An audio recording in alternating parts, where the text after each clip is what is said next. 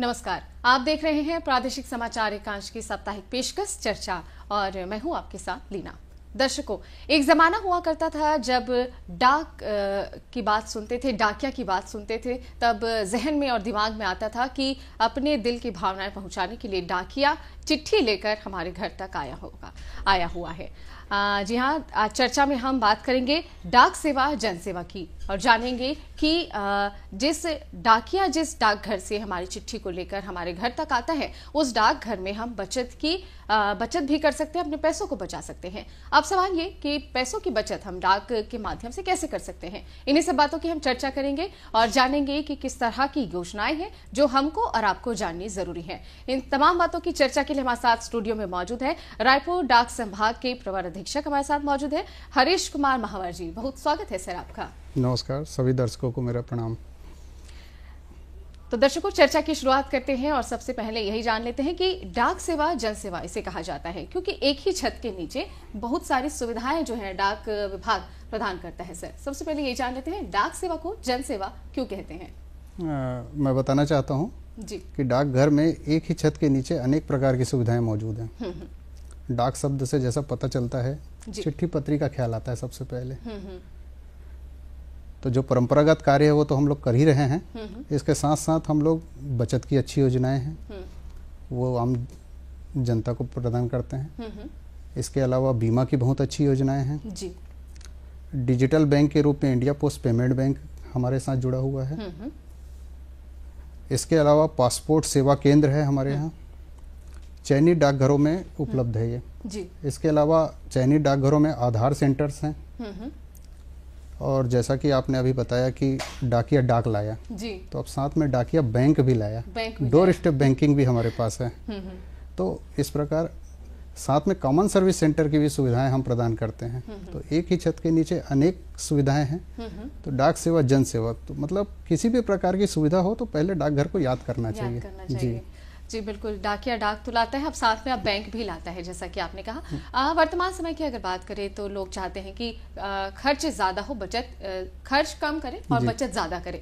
ऐसे में डाक विभाग की सेवाओं की अगर बात करें तो बचत कैसे कर सकते हैं, लोग कैसे जुड़ सकते हैं और कैसे जानेंगे कि हाँ, डाक विभाग की सेवा के जरिए हम बचत कर पाएंगे। डाक विभाग में ग्रामीण अंचलों में सबसे ज्यादा हमारे डाकघर हैं जी। छोटे छोटे गांवों में शाखा डाकघर के नाम से डाकघर हैं। बड़ी जगहों में उप डाकघर हैं।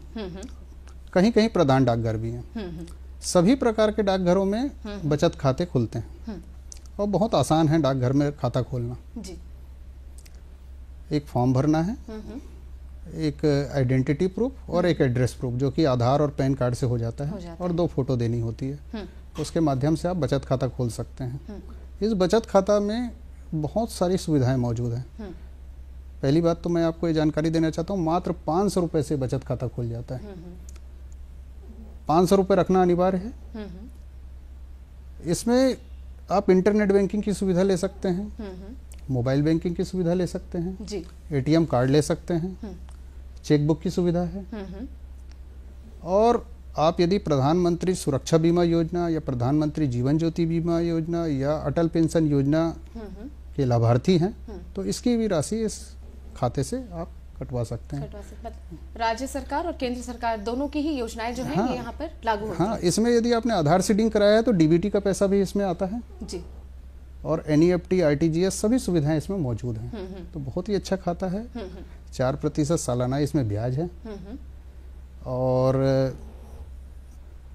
आसानी से आप इसमें जमा कर सकते हैं, आसानी से निकाल सकते हैं, कहीं कोई दिक्कत नहीं है। तो सभी को इस खाते का लाभ लेना चाहिए। बिल्कुल, खाते का लाभ लेना चाहिए। ऐसे में सवाल ये कि कुछ महिलाएं हैं, गृहिणी हैं, जरूरी नहीं है वो वर्किंग हो और खर्च ज्यादा हो जाते हैं, उसको ध्यान में रख के वो चाहती है कि पैसे कुछ बचाए भी जाएं, वो कैसे इसके जरिए जुड़ सकती है, उनके लिए किस तरह की योजनाएं हैं। आवर्ती जमा खाता एक अच्छी योजना है। वैसे तो ये गृहिणी के लिए ही नहीं सभी के लिए है जी। 5 साल की योजना होती है। इसमें कोई भी एक निश्चित राशि से इस खाते को खोला जा सकता है और 5 साल तक लगातार हर महीने 60 किस्त होती है, उसमें आप जमा करिए और 5 साल के बाद इसमें परिपक्वता राशि मिलती है आपको एक साथ। तो धीरे धीरे अच्छी बचत हो जाती है। और सेविंग अकाउंट से यदि आप ट्रांसफर करना चाहें तो वैसा भी संभव है कि आपको डाकघर आने की आवश्यकता नहीं है। एक सेविंग अकाउंट खुलवा लीजिए और अपने आरडी खाते के साथ उसको ऐसा लिंक कर दीजिए कि पैसा अपने आप हर महीने उसमें अपने आप जमा होता जाएगा। तो आपका पैसा धीरे धीरे बढ़ता जाएगा और सभी के लिए अच्छी योजना है। तो गृहिणी भी इसमें आसानी से लाभ ले सकती हैं। इसके अलावा मैं गृहिणियों की यदि बात करूं तो एक महिला सम्मान बचत पत्र भी है जो 1 अप्रैल 2023 को चालू हुआ था और 31 मार्च 2025 को ये खत्म हो रहा है। उसके बाद ये योजना नहीं रहेगी। तो ये सिर्फ 2 साल के लिए ये योजना आई है और इसमें 7.5% सालाना ब्याज दर है। इसमें कोई भी महिला अधिकतम 2 लाख रुपए तक जमा कर सकती है। कुछ महिलाएं ऐसी भी हैं सर जो मतलब जानकार नहीं है, जानकारी का अभाव है, वो कैसे इसके जरिए जुड़े? जो पढ़े लिखे हैं, जो जानते हैं, थोड़ा जानकार है, कुछ लोग भी बता देते हैं कि आप इस तरह से डाकघर में अपना अकाउंट खोल सकते हैं और पैसों की बचत ऐसे कर सकते हैं, लेकिन जिनको जानकारी का अभाव है वो कैसे जुड़ सकते हैं? ग्रामीण इलाकों में हमारे जो डाकिया होते हैं या जो हमारे शाखा डाकपाल होते हैं जी, उनसे संपर्क करने पर वो काफ़ी मदद करते हैं और वहाँ आपको मदद जो आपको चाहिए वो मिलेगी और बहुत आसानी से वहाँ खाता खुल जाएगा। इसके अलावा अब जो कि कम पढ़ी लिखी हैं तो उनके लिए तो मैं इंटरनेट बैंक की सलाह नहीं दूंगा, लेकिन इसके अलावा हमारे जो बड़े डाकघर हैं जी, वहाँ पे भी वो संपर्क कर सकते हैं या जो प्रशासनिक कार्यालय है वहाँ पे भी वो संपर्क कर सकती हैं। इसके अलावा हम लोग ग्राम सभा में कई बार अपने प्रतिनिधियों को बोलते हैं कि ग्राम सभाओं में अपनी बातें रखें। महिला बाल विकास अधिकारी है, उनसे भी हम लोग मुलाकात करते रहते हैं। राज्य सरकार के अनेक अधिकारियों के साथ हम लोग जुड़े हुए हैं जी। उनके माध्यम से भी हम लोग अपनी बातें गांव तक पहुंचाते हैं। अलग अलग कैंपेन भी करते हैं जिसके माध्यम से हम लोग चाहते हैं कि हमारी योजनाओं की जानकारी वहां तक हो।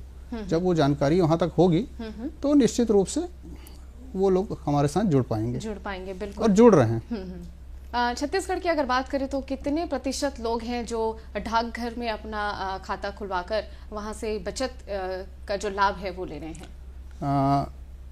45 लाख से अधिक लाइव अकाउंट है जी वर्तमान समय में। जी लाइव अकाउंट है, जिसमें मेरी जानकारी के हिसाब से 10 लाख से अधिक तो केवल सुकन्या समृद्धि के खाते हैं। तो बड़ी तादाद में लोग इसका लाभ ले रहे हैं और आगे भी लगातार ले रहे हैं। तो निश्चित रूप से सभी योजनाएं बहुत ही लोकप्रिय हैं। सुकन्या समृद्धि योजना की आपने बात कही, जहां तक मालूम है ये बच्चों से और बच्चियों से जुड़ी एक योजना है, इसके बारे में आपसे जानकारी चाहेंगे सर। जी 10 साल तक की बच्चियों का ये खाता है जी, जिसका नाम सुकन्या समृद्धि योजना है और बालिकाओं के भविष्य के लिए बहुत अच्छी योजना है। इसमें ब्याज दर भी काफी ज्यादा है, 8.2% सालाना है। इस 250 रुपए मात्र से एक खाता खुलता है और हर साल कम से कम 250 रुपए जमा करना अनिवार्य है। साल में एक बार, एक से ज्यादा बार में भी कर सकते हैं और अधिक से अधिक इसमें 1,50,000 रुपए सालाना जमा कर सकते हैं। इसमें जो भी ब्याज मिलता है पूरी तरह से टैक्स फ्री है जी। और जो आप जमा करेंगे वो भी ATC के तहत इसमें आपको आयकर में छूट मिलेगी। 15 साल तक इसमें जमा करना होता है जी। 21 साल के बाद ये खाता मैच्योर होता है। बीच में बच्ची यदि 18 साल की हो गई या 10वीं पास कर ली जी, तो आप इसमें जो जमा राशि है उसका आधा तक निकाल सकते हैं। इसके अलावा बच्ची की शादी के अवसर पर यह खाता समय से पहले बंद भी किया जा सकता है जी। और बहुत आकस्मिक परिस्थिति, मतलब ऐसी कोई परिस्थिति, विषम परिस्थिति बन गई तो 5 साल के बाद भी ये खाता बंद किया जा सकता है। और जब खाता खुलवा रहे हैं उस समय मतलब बच्ची की उम्र क्या होनी चाहिए? 10 साल तक होनी चाहिए, 10 साल से कम होनी चाहिए जी। उसके अलावा अगर बात करें सर, महिलाओं की हमने बात की, बच्चों की हमने बात की, अब बुजुर्गों की बात करते हैं। बुजुर्ग कैसे इस योजना से जुड़ सकते हैं और उनके लिए किस तरह की योजनाएं हैं, ये सारी योजनाओं का लाभ उन तक कैसे पहुंच सकता है? वरिष्ठ नागरिक बचत योजना, सीनियर सिटीजन सेविंग्स स्कीम एक बहुत अच्छी योजना है जो बुजुर्गों को ध्यान में रखकर बनाई गई है। 60 साल से ऊपर का कोई भी व्यक्ति इस योजना का लाभ ले सकता है और 30 लाख रुपए तक अधिकतम इसमें जमा कर सकता है। एक खाता खुलवाकर या एक से अधिक खाता खुलवाकर अधिकतम जमा राशि 30 लाख रुपए, न्यूनतम 1000 रुपए से भी मात्र से खाता खोला जा सकता है। ये 5 साल का खाता है जी। और इसमें जो ब्याज मिलता है वो त्रैमासिक मिलता है। ब्याज दर 8.2% सालाना है। त्रैमासिक ब्याज का भुगतान होता है। वो उनके बचत खाते में ब्याज का भुगतान होता है जी। या उनका बचत खाता पोस्ट ऑफिस में नहीं है, यदि कहीं बैंक में है तो वहाँ भी उसका भुगतान हो संभव है।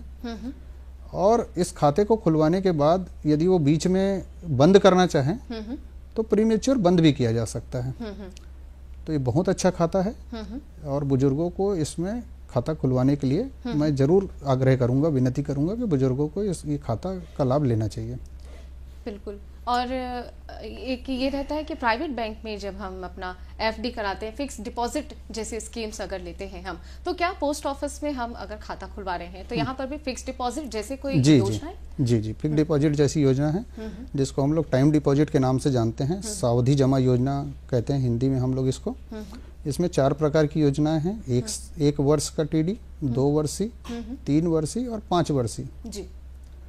1 साल के लिए 6.9% ब्याज दर है सालाना, 2 साल के लिए 7% सालाना, 3 वर्ष के लिए 7.1% सालाना और 5 वर्ष के टीडी के लिए 7.5% सालाना ब्याज मिलता है।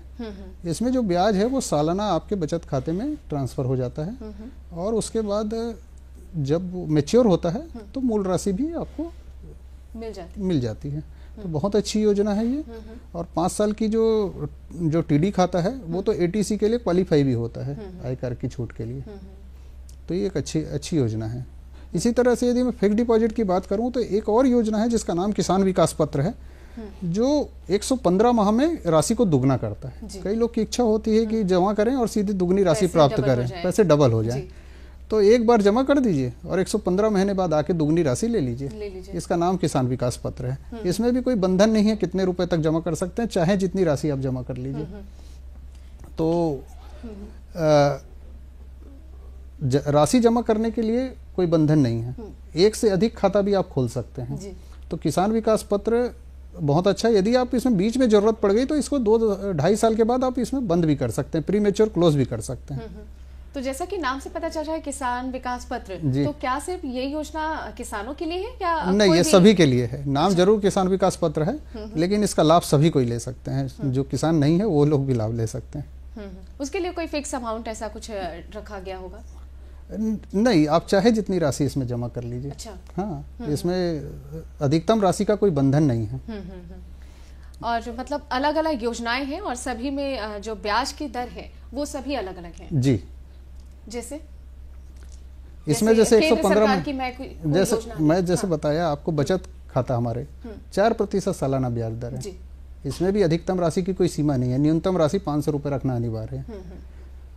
आवर्ती जमा योजना है, एक निश्चित राशि से खुलता है लेकिन उसमें भी खाता की संख्या की कोई सीमा नहीं है। मतलब चाहे जितना आप खाता खोल लीजिए और चाहे जितनी राशि तक का इन्वेस्ट आपको करना है उतना कर लीजिए। आज यदि आपके पास 1000 रुपए महीने की क्षमता है तो 1000 रुपए का एक खाता खोल लीजिए। बाद में आपकी क्षमता बढ़ गई तो आप एक और खाता खोल लीजिए 2000 रुपए महीने का, या जितनी आपकी यथाशक्ति आप खाता खोल सकते हैं। तो नंबर ऑफ अकाउंट की कोई सीमा नहीं है और इन्वेस्टमेंट अमाउंट की कोई सीमा नहीं है, कोई सीमा नहीं।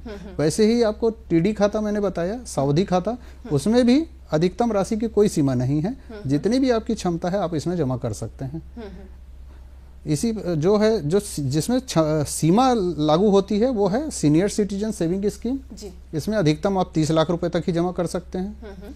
जैसे सुकन्या समृद्धि खाता, इसमें 1 साल में अधिकतम आप 1.5 लाख रुपए तक ही जमा कर सकते हैं। वैसे ही हमारे पास एक पीपीएफ अकाउंट होता है। जैसे मैंने आपको बच्चियों के लिए सुकन्या समृद्धि खाता बताया, वैसा ही मिलता जुलता एक खाता है जिसको हम लोग पब्लिक प्रोविडेंट फंड खाता कहते हैं, पीपीएफ खाता। ये एक बहुत अच्छी योजना है। इसका लाभ कोई भी व्यक्ति ले सकता है। उसको सभी के लिए एक अनिवार्य शर्त यह है कि एक व्यक्ति एक ही पीपीएफ खाता खोल सकता है। ये खाता बैंकों में भी खुलता है, पोस्ट ऑफिस में भी खुलता है, लेकिन नियम यह है कि एक जगह ही केवल एक ही पीपीएफ खाता वो चला सकता है। इसमें न्यूनतम 500 रुपये जमा करना है साल का, और अधिकतम 1.5 लाख रुपए आप जमा कर सकते हैं। इसमें जो राशि मिलती है ब्याज की, वो पूरी तरह से टैक्स फ्री है। टैक्स फ्री है, पूरी तरह से टैक्स मतलब आयकर में बहुत ज्यादा ही छूट। हाँ, बहुत ज्यादा लाभप्रद है ये योजना आयकर के लिए। और जो राशि आप जमा कर रहे हैं वो भी एटीसी के तहत आयकर की छूट के लिए क्वालिफाई होती है। और सबसे अच्छी बात यह है कि ये 15 साल के बाद मैच्योर होती है जी। लेकिन इसको आप ना चाहें तो इसको आप बढ़ा भी सकते हैं। हर 5 साल के लिए आप इसको एक्सटेंड कर सकते हैं। मतलब 15 साल के बाद आपको यदि बढ़ाने की इच्छा है तो आप एक्सटेंड कर लीजिए, और उसके 5 साल बाद फिर आपकी इच्छा है तो और एक्सटेंड कर लीजिए। तो इसको कितने भी बार एक्सटेंड किया जा सकता है 5-5 साल के लिए जी। तो ये इसका बहुत अच्छा पहलू है इस योजना का। और यदि आप बंद करना चाहें तो मैच्योरिटी वैल्यू ले सकते हैं। एक इंडिया पोस्ट पेमेंट बैंक के बारे में हम सुनते हैं, चाहूंगी कि दर्शकों को आप बताएं कि ये क्या है, कैसे इसका लाभ ले सकते हैं। इंडिया पोस्ट पेमेंट बैंक पूरी तरह से एक डिजिटल प्लेटफॉर्म है बैंकिंग का, और ये पेपरलेस बैंकिंग प्रदान करता है, साथ में डोर स्टेप बैंकिंग प्रदान करता है। सबसे अच्छी बात यह है कि इसमें खाता खोलने के लिए किसी प्रकार की फॉर्म भरने की आवश्यकता नहीं है, डिपॉजिट करने के लिए किसी प्रकार की डिपॉजिट स्लिप की आवश्यकता नहीं है, पैसा निकासी करने के लिए किसी प्रकार के विड्रॉल फॉर्म की आवश्यकता नहीं है। सभी काम उसके केवल एक अंगूठे की छाप से हो जाता है। आप हमारी मशीन पे अंगूठा लगाइए, आपका खाता खुल जाएगा। मशीन पे अंगूठा लगाइए, पैसा डिपॉजिट हो जाएगा। मशीन में अंगूठा लगाइए, पैसा निकासी हो जाएगा। और सबसे अच्छी बात यह है कि आप यदि चाहेंगे तो हमारा डाकिया दरवाजे पे आपके घर पर आके ये काम करके जाएगा।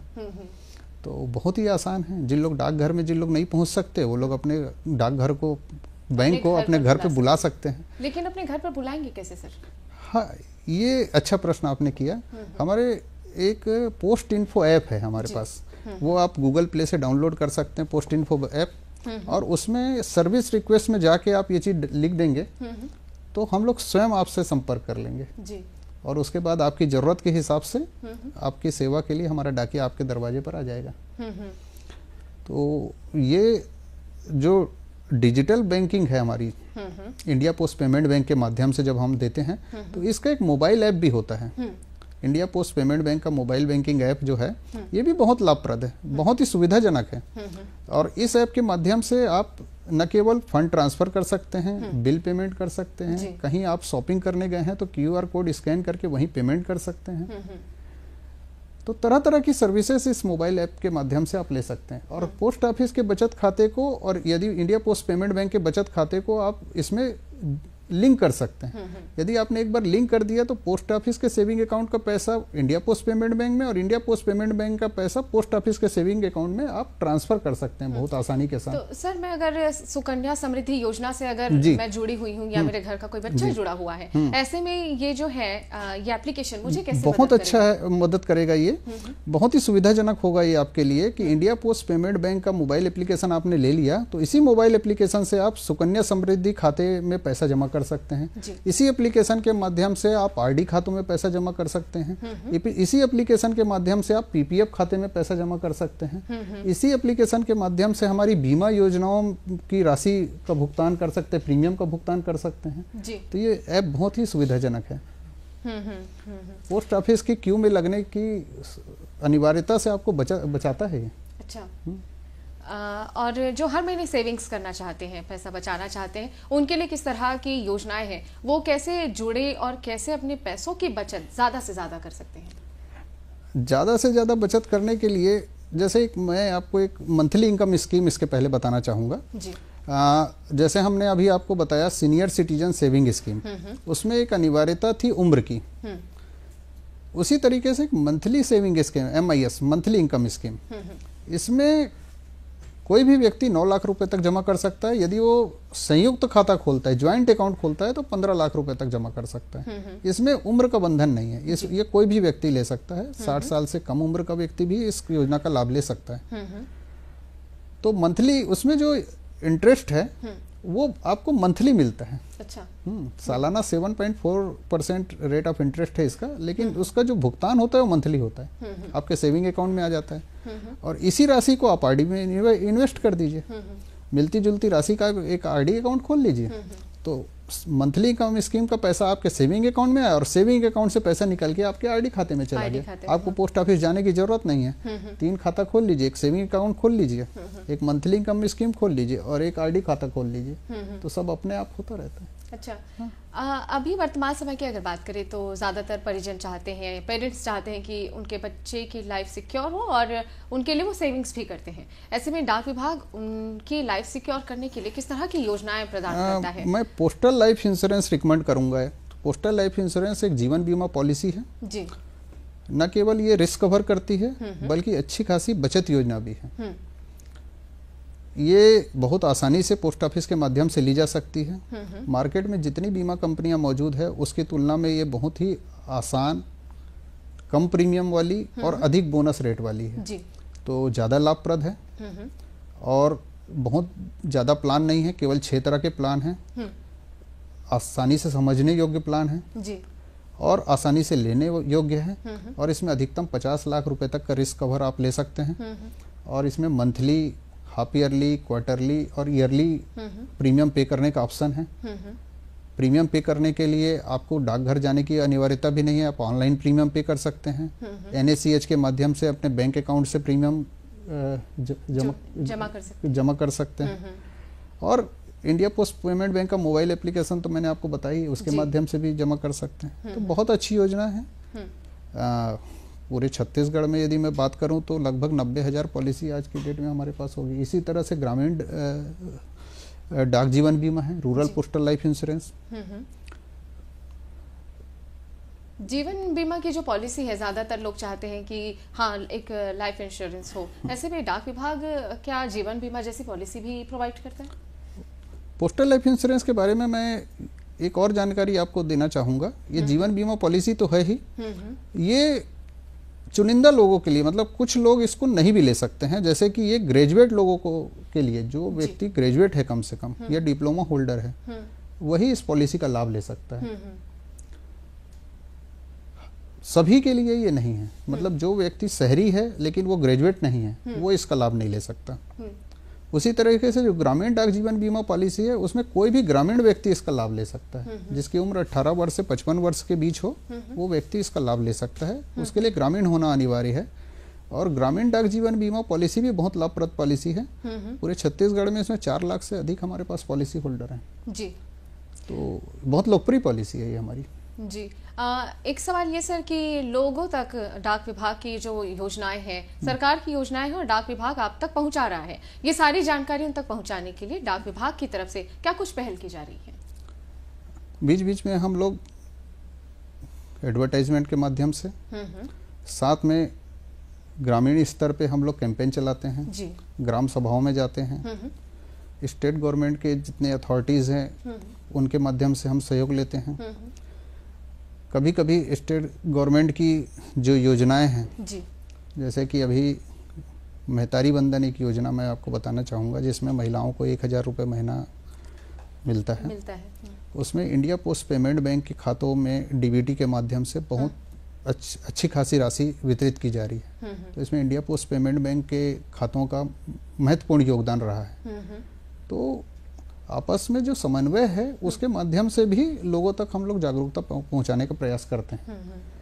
तो बहुत बार ऐसा होता है कि हम लोग घर घर जाकर भी संपर्क करते हैं। हमारे जो ग्रामीण इलाकों में हमारे जो ग्रामीण डाक सेवक हैं, शाखा डाकपाल हैं, सहायक शाखा डाकपाल हैं और हमारे कुछ अधिकारी भी अलग अलग जगह पे कैंपेन करते हैं, ग्राम सभाएं करते हैं और उसके माध्यम से भी जानकारी देते हैं। आखिर में मैं चाहूंगी सर एक छोटा सा मैसेज हमारे दर्शकों को इस समय जो शो देख रहे हैं उनको आप दीजिए। देखिए, हम लोग जो भी बचत करते हैं बहुत मेहनत की कमाई होती है हमारी जी। और आपने अभी बहुत ये खबरें हम लोग पढ़ रहे हैं कि अचानक ऐसी कोई घटना घटती है और ऑनलाइन फ्रॉड हो जाता है जी। हमारी थोड़ी सी समझदारी का अभाव कह लीजिए, जिसके कारण कभी कभी हम लोग OTP शेयर कर देते हैं या कोई लिंक पे क्लिक करते हैं, जिसकी वजह से हम लोग इसके शिकार हो जाते हैं।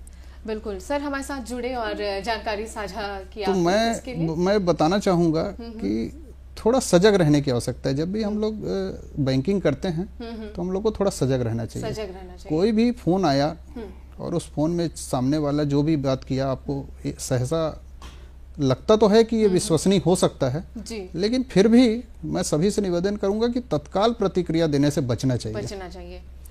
थोड़ा रुकना चाहिए प्रतिक्रिया देने के पहले। उस प्रतिक्रिया देने के बीच में उसके कॉल और हमारे प्रतिक्रिया देने के बीच में कुछ समय दीजिए। एकदम से उसकी बात पे विश्वास करना आवश्यक नहीं है। जिसको आप देख नहीं पा रहे हैं, बिल्कुल, जिसको आपने देखा नहीं, पता नहीं कहाँ से कॉल आया जी। और आप एकदम से विश्वास करके कोई जानकारी आपने शेयर कर दी उनको और उससे आपको नुकसान हुआ, ये बहुत ही दुखद है। बिल्कुल, बहुत ही बढ़िया संदेश हमारे आज के मेहमान ने दिया कि सतर्कता बहुत जरूरी है। सतर्क रहना मतलब जागरूक तो रहे लेकिन सतर्क भी रहे। तो सर आपने हमारे साथ जानकारी साझा की, उसके लिए बहुत शुक्रिया आपका। धन्यवाद। तो दर्शकों, चर्चा के आज के एपिसोड में फिलहाल इतना ही। अगले बार फिर होगी मुलाकात किसी नए विषय के साथ। तब तक के लिए मुझे दीजिए टीम के साथ इजाजत। नमस्कार।